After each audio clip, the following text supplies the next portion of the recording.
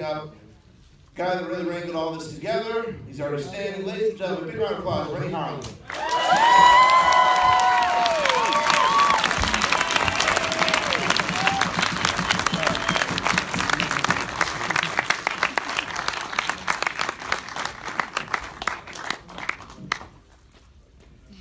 All right. Where should I go? Sit wherever you like, sir. This is your movie. You get to pick. Center. Center. Perfect. All right. We have so many cast guys. I hope if you're in the movie, come on down. Even if I don't call your name, because I might miss you. There's so many here. Ladies and gentlemen, please. Brooke Bundy. Ken Sagoes. Rodney Eastman. Newkirk. Andras Jones. Brooke Theiss. Danny Hassell. And Wilcox.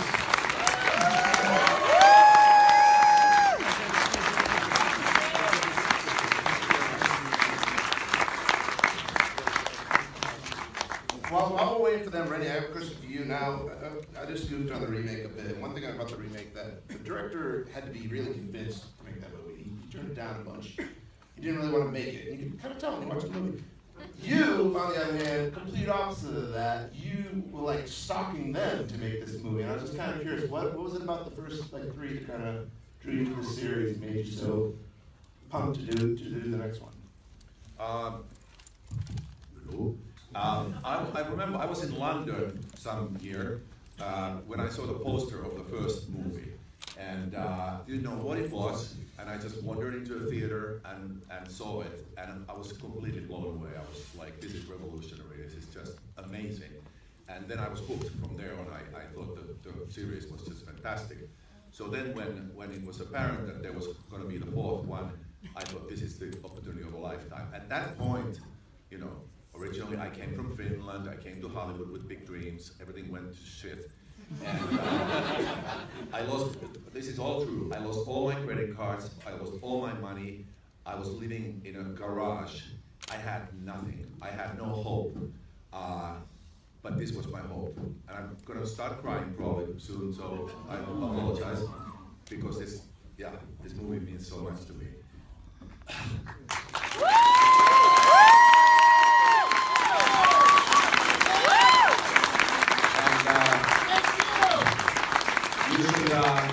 We should really give the big hand to the man who was behind this whole series. Sorry, dude. There's some other people that want to come up here and hang out. Oh, okay. I'll talk in a second. Take a break. I apologize. Danny Here, hey, come on, get up here.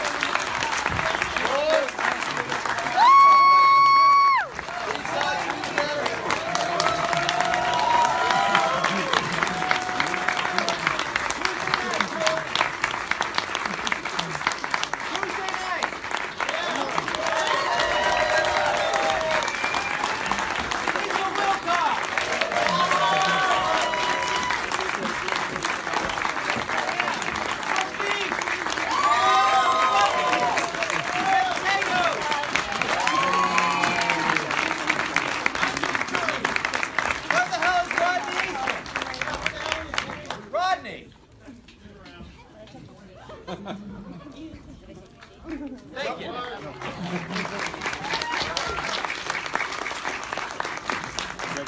guys are awesome. Okay, so As you were saying. I apologize. You know, actors, they always have to try to upstage the director. So, okay, now I can hog the time again. Yeah. You just look pretty, okay? I'll do the talking. Got it. So, yeah, I just wanted to say one thing, that you should all give the big hand to the man who really is behind the whole series, and in my life, to the man who single-handedly changed my entire life, and after 30 years, he's one of my best friends, Mr. Bob Shea.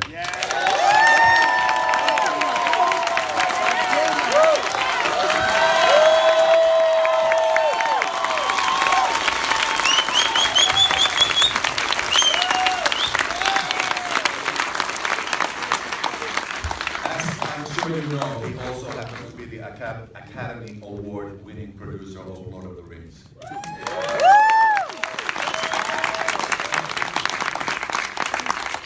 So I don't want to hog all the time, but I'm just going to say that I went to Bob's office with no appointment.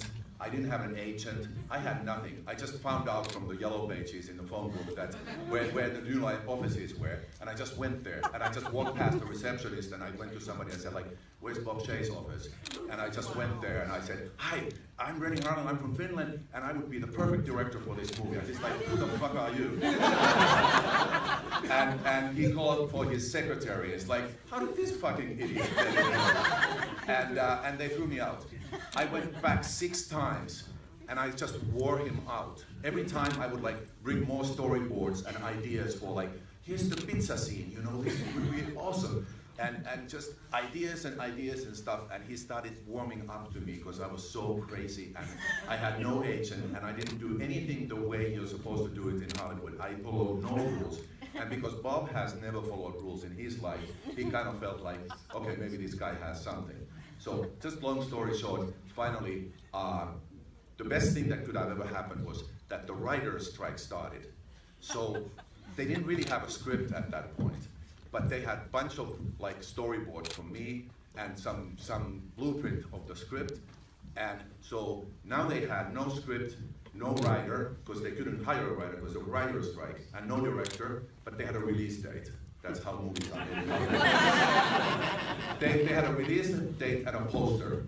So it kind of like really worked in my favor. I said, I'll work on the script with you guys, and we'll just pull it together. Like, I have crazy nightmare ideas, so we'll work out that stuff, and then we'll put some dialogue in between, and it'll be awesome. And so I just wore out Bob and got the job. And I'll finish in 5 seconds. Tell us more stories. I didn't know this. Okay, so I got the job, and I was still then I got a little bit of money, so I lived in a motel in Hollywood, and I went to work in this 1971 mustard yellow MGB that I bought for $1,800. That like didn't work at all and just was a disaster, and the roof didn't work. Even if it was raining, it was a convertible and stuff. And everybody like in the cast and crew who were all like driving BMWs, they thought, that director guy is really eccentric. He doesn't really care about money, clearly. And so I had nothing. But I made the movie, and during the movie, Bob was very suspicious of me. He would come to the set and just kind of like watch me work and be like, thinking like, what the hell have I done? Why did I hire this guy? It's like, this is really dangerous. But watching the movie now, which is first time in 30 years that I see it on the big screen, I feel like, you know, it was like a $5 million budget, and everybody put so much work and heart into it. It's like, I think it's amazing, all the detail and all the stuff that is in this movie. I was just like, wow, we went crazy. How did we think that we could pull this off? And then I'll finish my story we cut the movie together, and still we were absolutely not sure what we had, because what we had pushed, and if you know the series, you know that what we pushed in this was the comedy, and we pushed, I said, you know, everybody knows the trick now behind Freddy. Everybody, you know, we can't just make him scary. It's like everybody is in on it already. So we have to make him kind of like a superhero horror figure. So he has to be funnier, and he has to be like the James Bond of horror. And so we pushed humor more and more, and everybody was really scared that it's not going to work. And then we had our first test screening at Warner Hollywood, and we go there. I'm literally shaking, and I'm sure Bob was shaking too.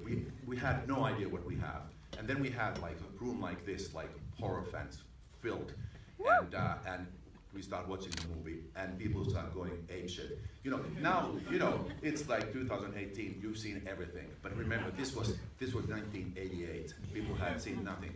So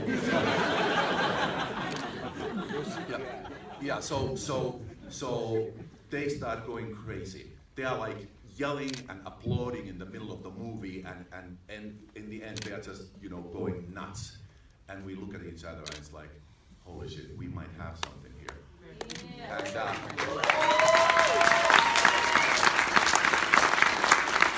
then I will say the last thing, and I'll try really hard not to start crying.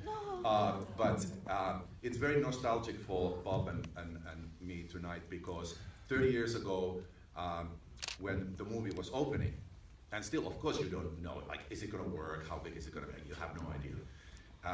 Bob calls me at the motel and says, you know, you want to go and look at the theaters in the evening on Friday nights, you know, see the reactions and stuff like that. You know, I'll pick you up in a limo. I'm like, holy shit, a limo. I've never been in a limo. And so he picks me up in front of the motel. That, you know, there's only like hookers and drug dealers. I'm not exaggerating, it's true. And Bob pulls up in a limo, and you know, hookers are like, hey baby.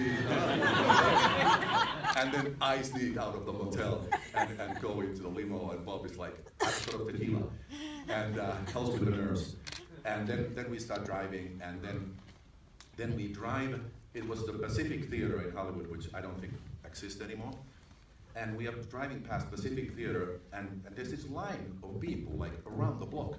And I just kind of look out the window, I'm like, I wonder what those people are like. And Bob looks at me and says, for your movie, Renny. And I couldn't believe it. And then we went to Cat and Fiddle, which also doesn't exist anymore, I don't think. And Bob said, Renny, I want to call your mother. And remember, this was a time with no computers, no internet, no cell phones. So we go to the payphone of Cat and Fiddle and feeding coins into this like this fast. And I call my mom in Finland. And Bob happens to be married to a Swedish lady, so he speaks Swedish, and everybody in Finland speaks Swedish. So Bob is like, let me take the phone. And he gets on the phone and starts speaking Swedish with my mother. And he tells in Swedish, you know, I just want to tell you how proud I am of your son. And your son has probably just given our company the biggest hit of our entire history.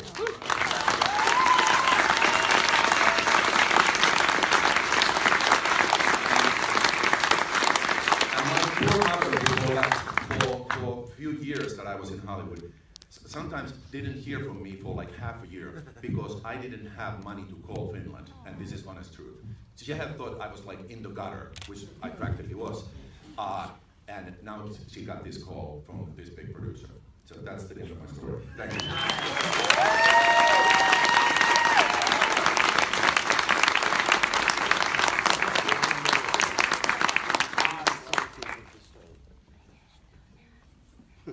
How do you follow that? I know, it's like, Good night, everyone. Brooke, since you're right here, you came back from Dream Warriors. You have an unusual distinction. You got killed by Freddy, but you got to come back anyway. You got to get your head cut off. Talk about coming back.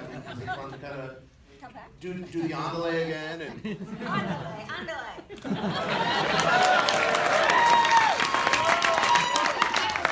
So, yeah, it was always a mystery to me when I booked 4 that I was back. So I was like, well, okay. So on the set, I think it was like maybe the first or second week, I was doing a scene with Robert. And I said, okay, I don't understand this. You, 3, and he said, mm-hmm. And I'm going through this whole thing about why I can't come back because I'm dead and I'm separated from. And he said, and he said, Brooke, and I said, what? And he said, shut up.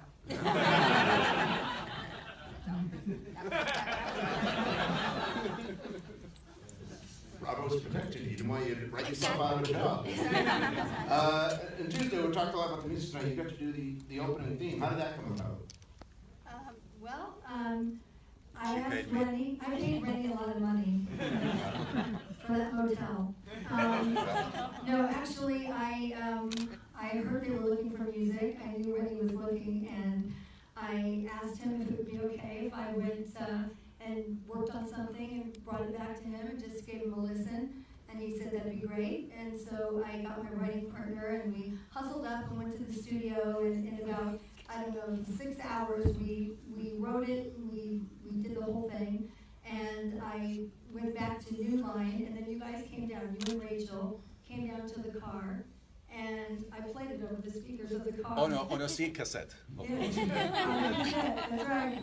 And and Renny was like, oh my God, oh, this is great. Oh my God, oh, this is great. Do my accent. Do my accent.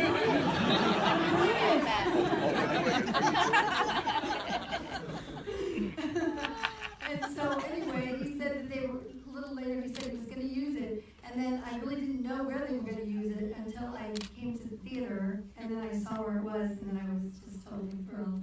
That's how it happened.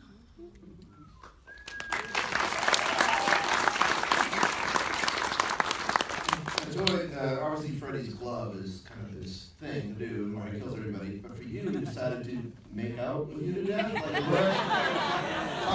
Talk about filming that scene, and what you remember most, did they do like a cast for you to get the... Oh, yeah.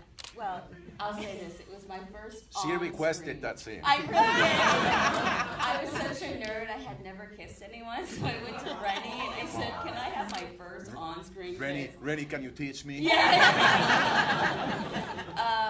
But it was interesting because it was the real glove, because you guys were in such an extreme close-up that they wanted to use the real blades.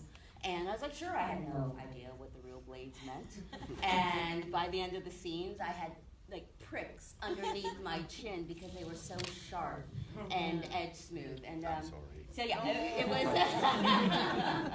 No, it was a good time. It was a good moment. You know, who knew that it would stand the test of time? And I think that's what's really amazing to me is 30 years later and watching the movie tonight and seeing that death scene. And I remember, like, you know, there was like, it was just tense and there was things and go, and I was so not there that I was just like, okay, we got this in and I'll never see this movie again. Because it's very technical. It's like rack focus, do the thing. Honestly, and because I was dealing with a lot of special effects during my death, it really was. You know, Toy, we're really close, or we're medium, or we're, you know, a master shot, but then now we're going to pull this special effect of this thing into your face, and you're going to do this, and there was so much technical stuff with me, but it was the most fun part of it for me, especially being, like, already probably what you saw was I leaned towards the nerd.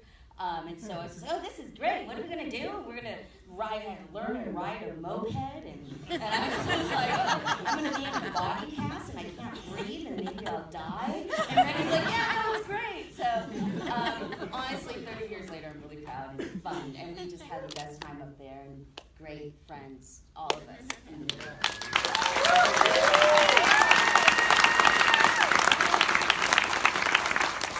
Lisa, you have one of the best fights in the whole series is the climax of this movie. I mean, all due respect to Jason.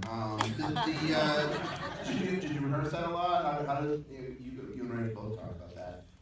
Oh, wow. Well, essentially, Andras and I were both sent to like a day of karate school. Thank you, Renny. And so I could manipulate the nunchucks, you know, without, you know, giving myself a concussion.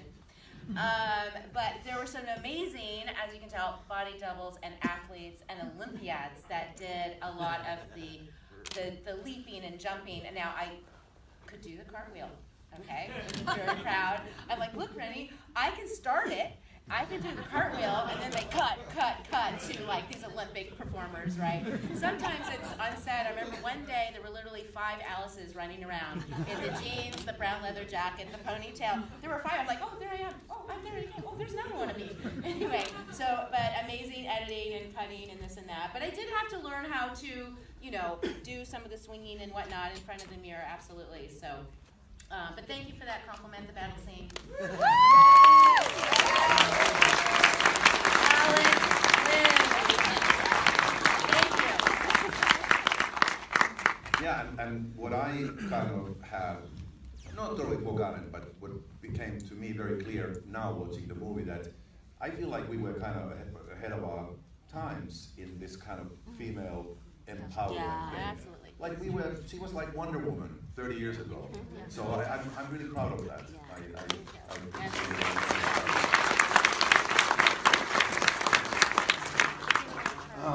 For Rodney and for also Ken, talk about coming back. You guys also get to come back and play your roles, albeit not as long as some of us might have liked. But was it, you know, exciting to kind of come back, especially for you? Now you got to talk, which is nice. Thanks everyone for coming out. I don't know, I'm just really blown away by Renny. And and his story. And really, even though I was in the movie, this is the first time I've heard his progression as a director. But as a director, I had to pretend to be cool. And wait, I just wanted to say one thing about this man's humility. At that whole story he told, at the end, he said, Bob Shea said, he called his mother and said, I think your son just delivered the biggest hit to New Line Cinema. What he didn't say at the end of his story was that was absolutely true. That Nightmare on Elm Street 4 was the highest grossing independent film of all time when it came out. Not a horror film, not a drama, the highest grossing independent film of all time when it came out. And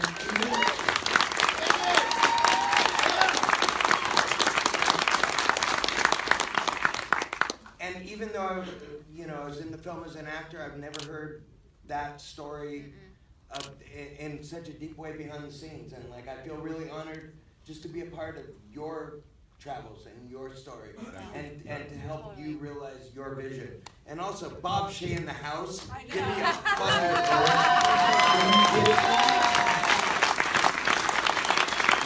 Thank you for everything. And to be in Nightmare on Elm Street 3 and 4, like, I don't even know what I could say about it to be witty or show off or tell a funny story. Like, it's just making these movies 30 years ago. Horror was the redheaded stepchild of the film industry, understand? And to do a film like that and make scale and just be like, oh, I'm an actor, but I'm in a little horror film, and then to 30 years later be in something so iconic as a Nightmare on Elm Street movie is just the deepest honor that I could never, like, even begin to describe with any words that I have. So I'm just really proud of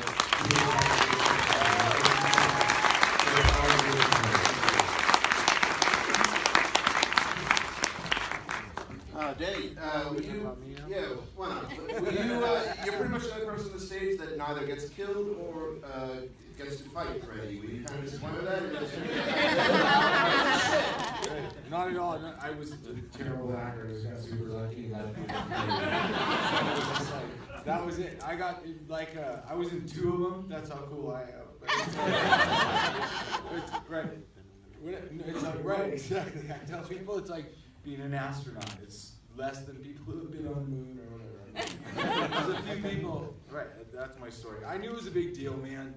I went in, my funny story is, I was in Playgirl magazine, not like naked working on my drags or anything. It was like a real newcomers, because I was in Nightmare on Elm Street 4.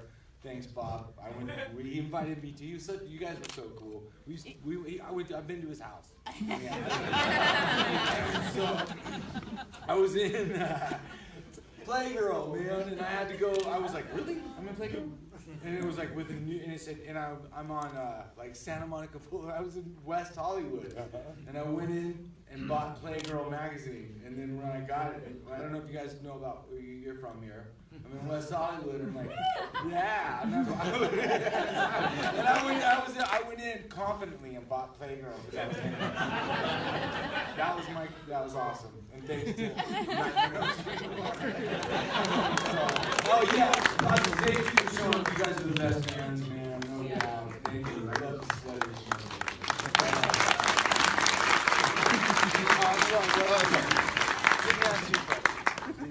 Brooke, talk about you. I mean, this. I was watching up there, and I still cannot, to this day, I cannot look at the elbows ripping apart like that. It's one of the few things that freak me out. Talk about working on that scene and becoming a bug. There was lots of cool things that went on becoming the bug, but at first I would like to say thank you guys so much for coming out.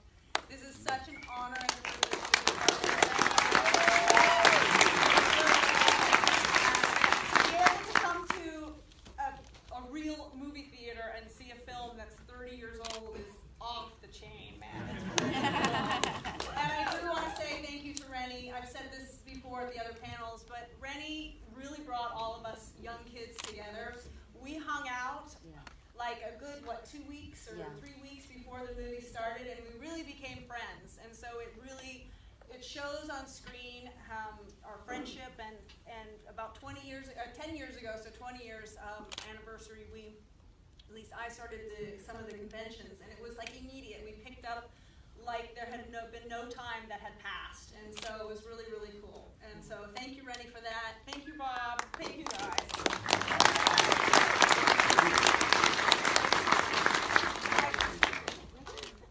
Again, the bug cockroach scene is just, I was just lucky to be cast as, dying as a bug, and it was really fun to shoot. It was really complicated to shoot. I had several sequences and body casts and all of that stuff, and Screaming Mad George was the makeup artist, and he was incredible. And so I really, I'm just thankful to everybody. How about the hair? The funniest story about the hair is 1980s, right? And they watched the dailies of the first day of shooting, and they went, "We think the hair's too big." Is that possible? If that's possible. Ken, your dog resurrects Freddy. Yes. The dog gets his master killed in such glorious fashion. It was hot.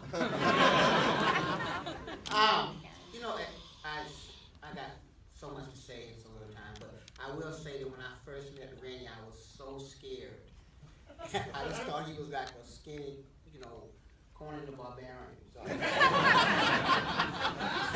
I was so afraid of that man, but he gently sat down and talked to Rodney and myself, and he brought out the creativity in us. And with Nightmare 4, I always like to give homage to Mr. Bob Shea, simply for the one reason. It's because Nightmare on Elm Street 3 and 4 made history for an African American. I became the first black to survive a horror film.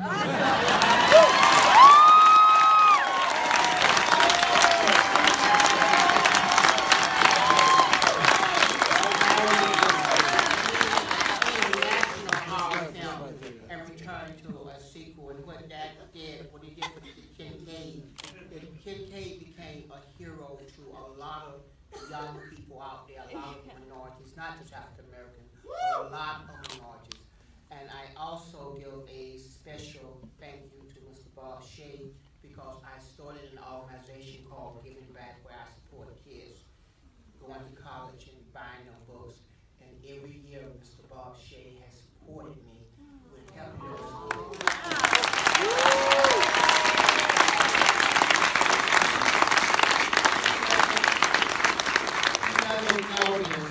Because of his support, last year, sir, 2 of the kids that you supported received their PhD.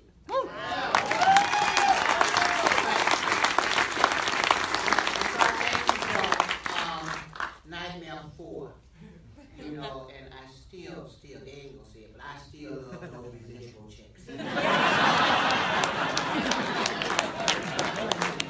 And Andras, you get killed by Freddy, but Robert's not there. What happened? Somebody could tell me if I'm wrong. That is the only Freddy kill that does not actually have Freddy. What was it like actually pantomiming, pretending that he was there? Pure acting. No, first of all, I'm watching it, I said, Ken, you are so awesome in that movie. You are so, every second that you're on your film is so alive. Everyone is, I love everyone, but today I fell in love with Ken again. Well, I'll tell you, I grew up, I was a kid who was bullied a lot in school, and so I spent a lot of time watching the Rocky movies and fighting, like invisible, like pretending I was fighting back against invisible people. And so then I found myself on the set, and they told me, Robert's not going to be here, and I was like, I don't need him. I've been fighting invisible monsters my whole adolescence. So that was amazing. One thing I wanted to say, there's a name that came back to me when you were telling your story, Renny, which is Andy Adams.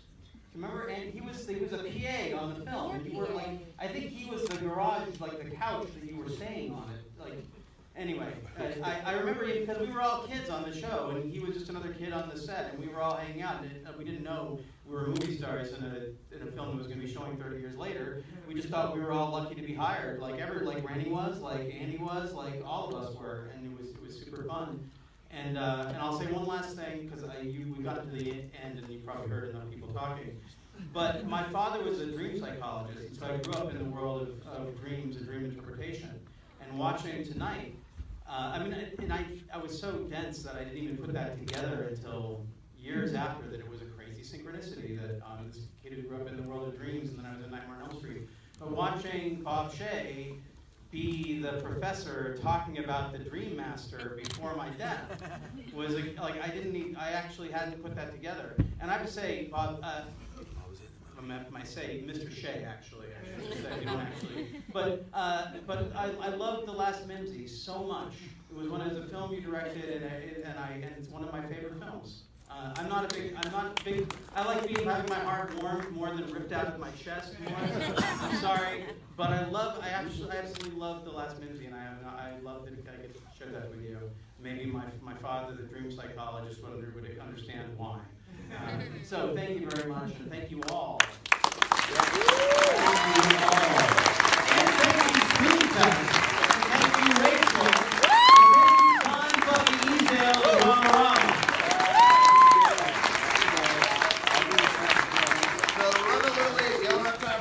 Questions from you guys, but we'll take a couple of quick ones. So if you got a good quick one, now's the time. Raise your hand if you got one. Yeah, right up front here.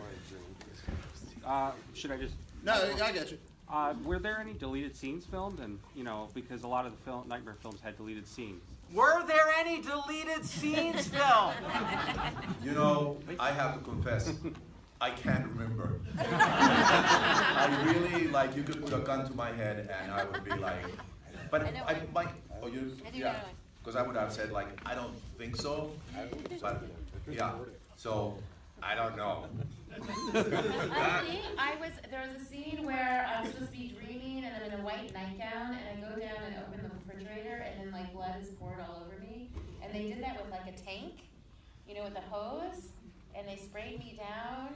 I would never do that. But I'll never forget the image, because when you look at yourself in white, covered in blood, it freaks you out. I think that was 4. I think it was 5. I could be wrong. Mr. Shea, perhaps you can remember. Okay. No, all right. I don't think so. Right there, okay. yeah. No, all right.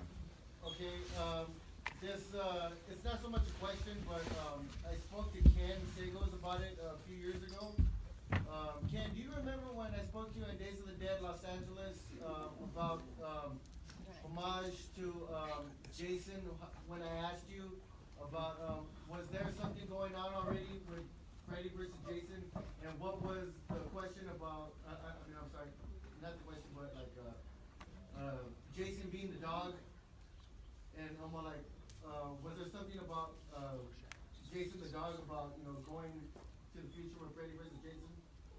I can say that nobody in their wildest dreams would have ever thought there should be a movie two different franchises together or something.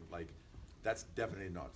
But I don't know if it was Bob's idea or whose idea, but it just we thought it was a cute little inside joke for, and as we could see tonight, it gets a chuckle. That's what I thought it was, and I just want to say for the whole crowd here that, because I also asked Ken, who do you think did the most damage to Freddy in any of the movies?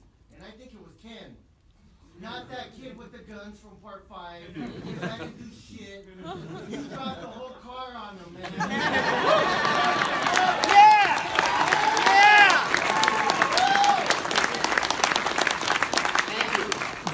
But it was written in the script. I would have did a lot more.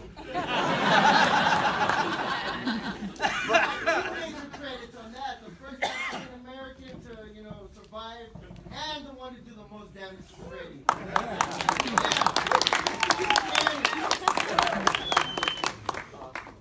But I made out with Renny. All right, so sorry, all right, one more quick one. Yeah, right there, this guy. Real quick, I just wanted to thank you guys for an amazing movie. I was about 12 when this originally came out, so this was like one of the first. Funny, so was I. This is one of the first movies that my mom allowed me to watch. So sad. And you know, and I've fallen down the whole since. 30 years later, I'm working as a writer, and I have you guys to thank for a lot of it for inspiring me. Thank you.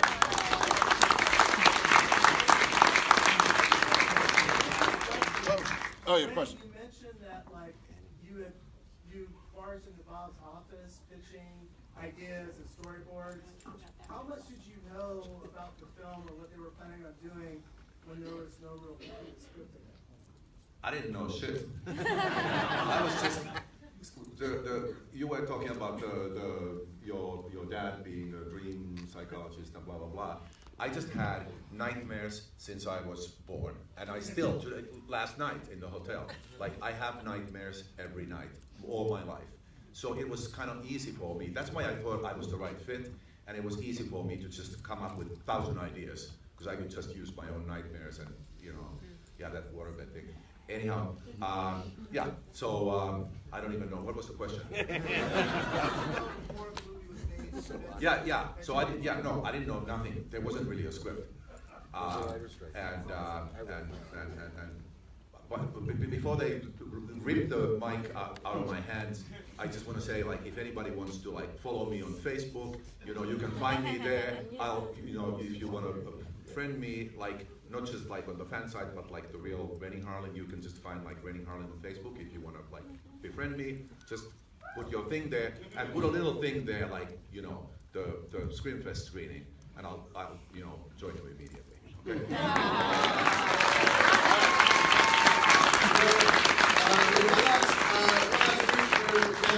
Up here, Sweet Bell Cakes has made this awesome Roach Hotel cake.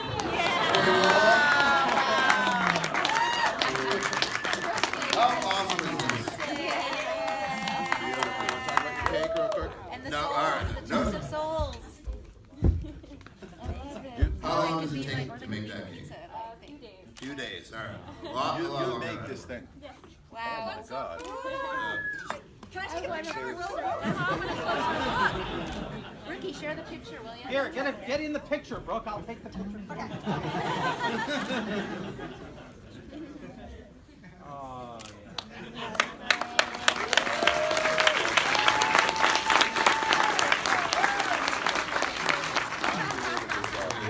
Wow. Work of art. The roach. Oh, fun. All right. Beautiful. That was good. Fantastic. Woo! Cheers. and it's got the middle finger. Sweet Bell Cakes, guys. Come on.